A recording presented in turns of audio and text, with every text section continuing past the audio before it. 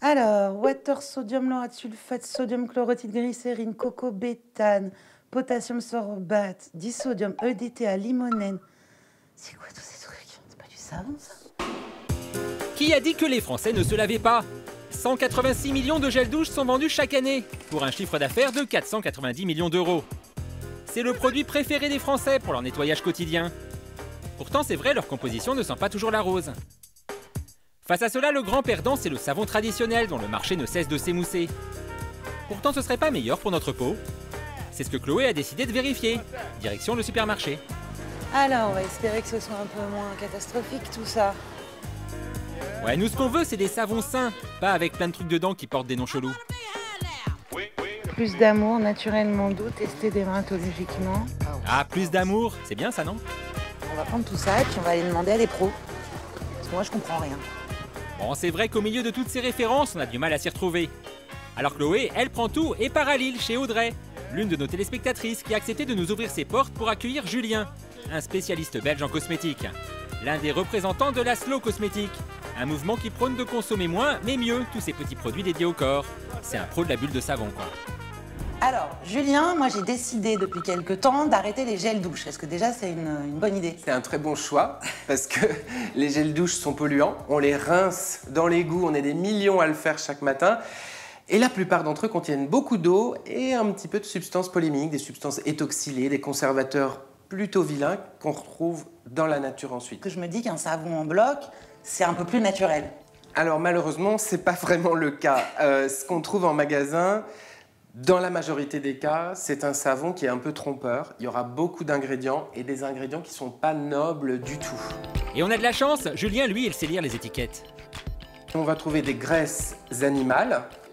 Ça peut être du suif de porc, ça peut être de la graisse de bœuf, ça dépend. Et puis de l'huile de palme, qui est une huile au départ qui était sympa, mais qui aujourd'hui fait l'objet d'une activité industrielle très mauvaise pour l'environnement, pas très noble, du parfum synthétique, et puis des conservateurs qui sont supposés être des perturbateurs endocriniens.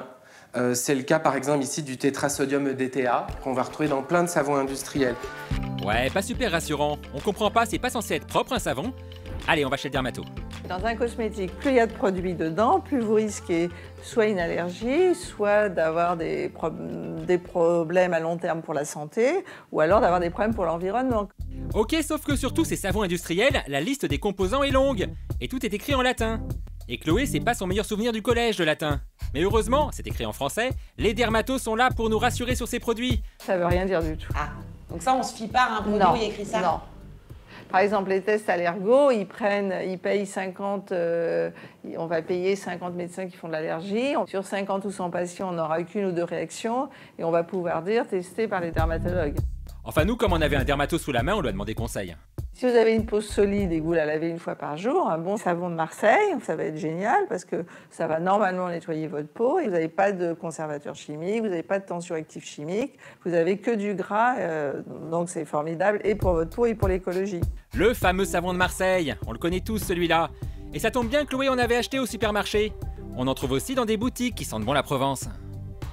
Ah, il y a le savon de Marseille. Alors, c'est pas le savon de Marseille même, mais c'est... Comment ça, c'est pas le savon de Marseille même? C'est l'appellation... voilà. Mais c'est du savon de Marseille ou c'en est pas? Oui, il y a écrit savon de Marseille. Savon de Marseille, oui. Ouais, elle a pas l'air convaincue la vendeuse là. Donc le mieux à faire, c'est d'aller dans la ville où il est fabriqué ce fameux savon. En route pour la Canebière. Et en plus, ça tombe bien, il fait super beau. Mais Chloé, t'es pas là pour bronzer, hein. Allez. Chloé est allée voir ce qu'on propose dans une boutique dédiée à ce savon qui fait la fierté de sa ville. Bonjour. La seule différence là entre les savons, c'est les parfums. Ils sont tous fabriqués ici, savon de Marseille, d'accord. Les vrais de vrais, ils sont là, quoi. Super, on les a trouvés, les vrais savons de Marseille aux couleurs chatoyantes. Et ici, il y en a même sur les marchés. Ça, c'est un produit terroir. Le produit du terroir? Bah, je vais vous reprendre un produit du terroir parce qu'il faut faire marcher l'économie de la région avec les vrais produits de la région. Pour connaître les secrets de fabrication de ce produit du terroir qui fait mousser les Marseillais, Chloé est partie dans la plus ancienne savonnerie de la ville, créée en 1856. Sauf que là, quand elle sort fièrement tous les savons qu'elle a glanés entre Paris et Marseille, Bernard, le directeur de l'usine, il la calme direct en fait. Sur le marché français, à peu près 95% des produits sur lesquels est marqué savon de Marseille ne sont pas des vrais savons de Marseille. Et alors pourquoi tout ça, c'est pas du savon de Marseille? Il y a écrit savon de Marseille dessus, Bernard. Alors aujourd'hui, l'appellation savon de Marseille n'est pas protégée, c'est-à-dire qu'aujourd'hui, quiconque fait du savon et vend du savon peut estampiller savon de Marseille sur son produit. Des produits tels que ceux-ci, dans lesquels petit à petit on a rajouté des colorants, des parfums, des conservateurs, c'est-à-dire qu'on a dégradé considérablement l'image et la réputation du savon de Marseille, puisque dans l'esprit des gens, un savon de Marseille, c'est un produit naturel, c'est un produit biodégradable, hypoallergénique, qui a plein de vertus. Sain, recommandé par les médecins, les dermatologues, etc. Et aujourd'hui, si un médecin vous dit vous avez un problème de peau ou un dermatologue, lavez-vous au savon de Marseille, parce que ça reste quand même inscrit dans les gènes des gens, vous allez aller dans une grande surface ou n'importe où. Dans une petite boutique. Dans une boutique, et vous allez acheter un savon dans lequel c'est plein de colorants, plein d'allergènes, plein de conservateurs, etc. Et donc vous allez vous retartiner avec des produits qui ne sont pas du tout bons pour la peau. Les savonniers traditionnels n'ont pas protégé leur appellation. Du coup, tout le monde peut en fabriquer, et même à des milliers de kilomètres de Marseille. Ces gens-là, en fait, ne fabriquent pas du savon. Ils achètent une base de savon, ils font un mélange, ils rajoutent des ingrédients dedans, ils le vendent. La base de Salmoir en elle-même vient de Malaisie, d'Indonésie, qui sont des gros producteurs de palmes. Elle est transformée en savon et elle arrive sur nos marchés à vil prix. C'est devenu un business, le savon de Marseille. Exactement. Aujourd'hui, il ne reste plus que 3 fabricants de savon de Marseille traditionnels. Mais une loi vient d'être votée pour garantir une appellation protégée à certains produits manufacturés. Ce savon ancestral sera donc peut-être bientôt mieux identifiable. En attendant, pour le reconnaître au premier coup d'œil, il faut savoir que le vrai savon de Marseille ne peut pas être de toutes les couleurs. Il est vert olive, puisque composé de 72% d'huile d'olive. Il a donc une odeur bien caractéristique. Et Bernard a d'autres astuces à nous donner. On comprend la liste des ingrédients. Vous avez au maximum 1, 2, 3 avec l'eau, 4, 5, 6 ingrédients. Puis c'est tout. Il ne doit pas y en avoir d'autres. Quand vous avez un produit comme ça dans lequel vous en avez 30 ou 40, déjà, vous savez que ce n'est pas un savon de Marseille. Donc ça, c'est le premier moyen de reconnaître. Oui. Le second qui apparaît maintenant sur certains produits, c'est ce petit logo Savon de Marseille, qui est une marque collective qu'on appose soit sur nos produits, soit sur les étiquettes. Si vous avez ce sigle-là, vous êtes sûr que vous avez un vrai savon de Marseille. Et cerise sur le gâteau, le savon de Marseille, c'est l'ami de notre portefeuille. Avec 300 grammes de savon, vous pouvez vous doucher pendant 3 mois. C'est économique en plus, comparé à des gels douche et tout ça. C'est extrêmement économique, effectivement. 300 grammes de savon, soit 3 mois de douche pour 5 €. Pas mal. Mais avant de se tartiner avec, Chloé a tenu à voir comment ils étaient fabriqués. Auprès d'un des derniers maîtres savonniers du pays. Une rencontre chantante. Michel? Oui. Michel! Non, Chloé, laisse tomber l'accent, c'est mieux. Qui c'est qui m'appelle? Je m'appelle Chloé, moi. Bonjour. Et moi, Enchanté, Michel. Alors, c'est vous le maître savonnier? Je pense, oui, c'est moi. Je peux venir vous voir? Oui. Ces savons sont obligatoirement fabriqués dans ces gros chaudrons, sous l'œil averti de Michel. Le vrai savon de Marseille, bon déjà, il faut qu'il soit fait ici à Marseille. Ouais, ça me paraît logique à la base. Voilà. Donc, qu'est-ce qu'il y a? Il n'y a que de la végétation, donc des huiles végétales, de la soude caustique, de l'eau salée et de l'eau douce. Tout simplement. C'est tout? Point barre. Non. Peu d'ingrédients et des matières nobles. Ah, il y a de quoi se faire mousser, Michel. C'est avec ça que vous vous lavez? Sûrement, ça fait ma réputation, regardez. Presque 53 ans, pas les cheveux blancs. Donc pas de gel douche? Malheureux, ne me dites pas ça, hein. Ne me dites pas ça, hein. Là, vous me vexez, hein. Pourquoi faut pas alors? Après, ils sont pleins de boutons, ils sont pleins de ci, ils sont pleins de dermatologue. Après, ils vont voir le dermato pour le... Vous êtes jamais allé voir un dermatologue? Regardez, à 53 ans, la peau de bébé. C'est vrai, vous avez une peau de bébé, Et vous avez une peau douce, Michel. Bon, on va peut-être les laisser. Quoi qu'il en soit, le vrai savon de Marseille est un bon plan. Mais tout le monde n'est pas marseillais, et ce savon ne se trouve pas facilement partout. Parce que les faux savons de Marseille n'auront plus notre peau. Heureusement pour nous, il existe des alternatives. Enfin, on croit. Toutes ces boutiques qui proposent des savons naturels. Tendance, on les offre même en cadeau. Alors Chloé est allée les voir. Non mais c'est des produits naturels. On a 75% de naturel en fait. D'accord. Il y a quand même, dans ceux-là, il y a quand même du sorbitol. C'est quoi le sorbitol? Sorbitol, c'est ce qui mousse en fait, c'est l'agent moussant du savon en fait. Ok. Et quand Chloé se rapproche des écriteaux, la liste des ingrédients s'allonge. Huile de colza, huile de noix de coco, glycérine. C'est ça, sorbitol, c'est ce que vous disiez? C'est ça. Sodium chlorine, EDTA. Ah oui, je croyais que vous faisiez que des produits naturels, moi. Non. 75% naturel, elle t'a dit la dame. Les 25% restants, comme le DTA, le sont beaucoup moins. Et ça n'existe pas des savons, sont tout ça là? Je sais pas chez nous en tout cas. Chez vous. Pas chez eux, c'est sûr. Mais chez les autres, alors? C'est fait comment? Enfin, je veux dire, c'est naturel ou il y a des produits... Ils sont faits vraiment avec que des produits naturels. Dans cette boutique, Chloé a peut-être trouvé un vrai savon naturel. Et oui, pas de liste d'ingrédients à rallonge. C'est bien ça, n'est-ce pas, Julien? La liste des ingrédients, il la cache, il faut soulever. Je vais le montrer, tu vois. Le premier ingrédient que je trouve ici, c'est sodium palmate. Donc, c'est l'huile de palme saponifiée. Et puis, plus loin dans la liste, malheureusement, on va retrouver de nouveau ce fameux EDTA. Et même ici, un conservateur qui est le BHT, qui est un conservateur considéré comme potentiellement irritant au long terme. Or, on va utiliser ce savon plusieurs fois par jour. Bon, on s'est fait pigeonner. Mais Julien a une astuce assez simple pour débusquer les vilains composants. Les grosses lettres, moi je dis toujours, fais attention quand tu vois BHT, EDTA, PEG, c'est des grosses lettres. Ça n'est jamais évidemment naturel et ça n'est jamais non plus dénué de polémique sur l'environnement ou la santé.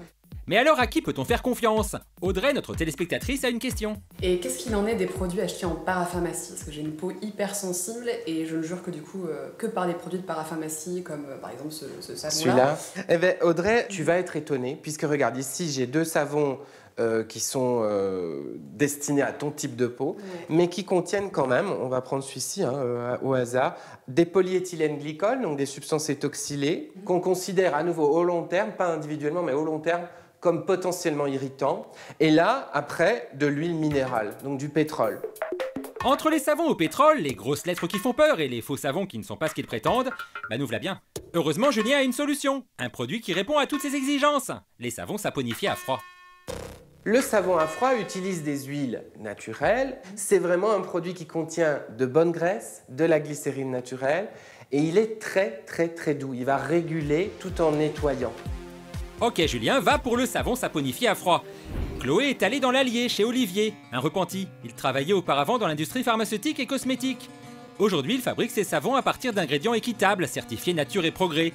Le top du bio, quoi. Mais un savon saponifié à froid, c'est quoi?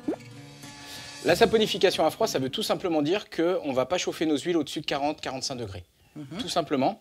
Et qu'on va travailler par contre sur des petites quantités de savon. Et alors, ça change quoi, en fait, d'avoir un savon saponifié à froid par rapport à un autre type de savon? Alors, l'intérêt, c'est que on va laisser toute la glycérine à l'intérieur du savon. C'est-à-dire que, voilà, on va faire un tout petit peu de chimie. La réaction chimique, c'est des huiles et de la soude caustique qui va donner du savon et de la glycérine. Voilà. Le savon industriel, la glycérine, elle est enlevée. Parce que comme la pâte à savon est chauffée, il faut la purifier. Et quand on la purifie, on élimine aussi la glycérine. Et ils en font quoi, de la glycérine? La plupart du temps, elle est revendue aux industries cosmétiques parce que ça a une forte valeur ajoutée. Et la glycérine, c'est bon pour la peau? C'est ça qui fait qu'on a le film hydrolipidique qui se refait juste après la douche. Alors que quand on se lave avec des savons industriels, souvent on a une sensation de tiraillement.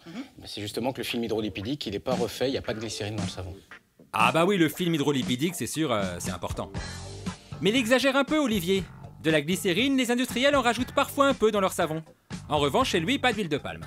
Elle a peu d'intérêt puisqu'elle est traitée énormément, donc elle a plus du tout d'intérêt pour la peau. Elle a juste un intérêt pour le porte-monnaie puisqu'elle ne coûte rien. Voilà.